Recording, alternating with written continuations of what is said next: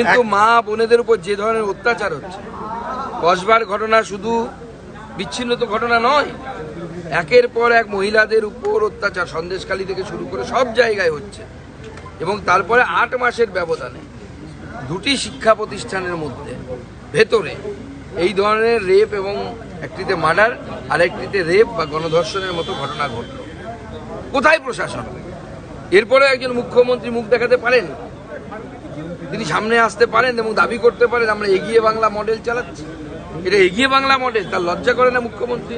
যে তার মতো মহিলা মুখ্যমন্ত্রী হওয়া সত্ত্বেও তার দলের পদ নিয়ে তার দলের নেতাদের সাথে ছবি তুলে এই ছেলেটি বা এই ছেলেগুলো 3 জন যাদের নাম এসছে তারা এই ধরনের পাশবিক অত্যাচার চালিয়েছে।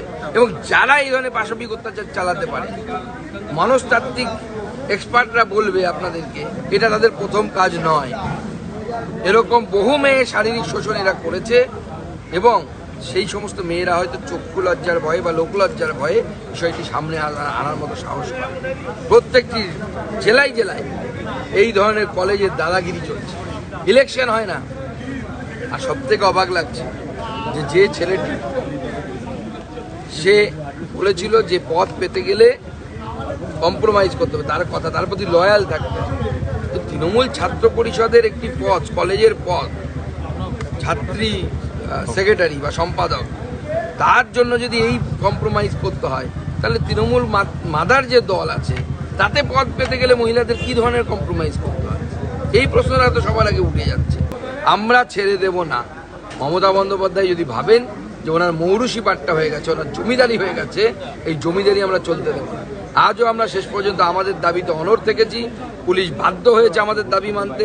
আমরা বেল বন্ডে সই ছাড়া বেরিয়েছি এবং পুলিশ আমাদেরকে পরে বলেছে 5 আইন কেস দেওয়া হয়েছে, আপনারা বেরিয়ে যান। কিন্তু আমরা আমাদের শর্ত মতো বেরিয়েছি, আমরা আমাদের কথা মতো বেরিয়েছি। পুলিশকে আরও একবার ভারতীয় জনতা পার্টির দাবির সামনে মাথা নত করতে হলো। এইভাবে বারবার মাথা নত করতে হবে। তারপরে পশ্চিমবঙ্গের জনগণের সামনে এই সরকার 26শে পরিপ্রেক্ষিতেই তো কালকের প্রতিবাদ। গোটা রাত আমরা বেঞ্চের উপর দাঁড়িয়ে এই প্রতিবাদটা করলাম কেন? শুধু গ্রেপ্তার নয়, তার সাথে আমাদের মা বোনেদের উপর এই যে একের পর এক ঘটনা ঘটছে, যখন সরকার ঘুমিয়ে থাকে, যখন মুখ্যমন্ত্রী ঘুমিয়ে থাকে, যখন পুলিশ ঘুমিয়ে থাকে, তখন কাউকে না কাউকে জাগে। সেই জাগার কাজটা আমরা শুরু করেছি। গোটা পশ্চিমবঙ্গবাসীর কাছে আবেদন থাকবে, আমরা সবাই মিলে আসুন, জাগি, রাত জাগি, তবে এই বাংলাকে বাঁচাতে পারবো, এই পশ্চিমবঙ্গকে বাঁচাতে পারবো, পশ্চিমবঙ্গের মা বোনেদেরকে বাঁচাতে পারবো।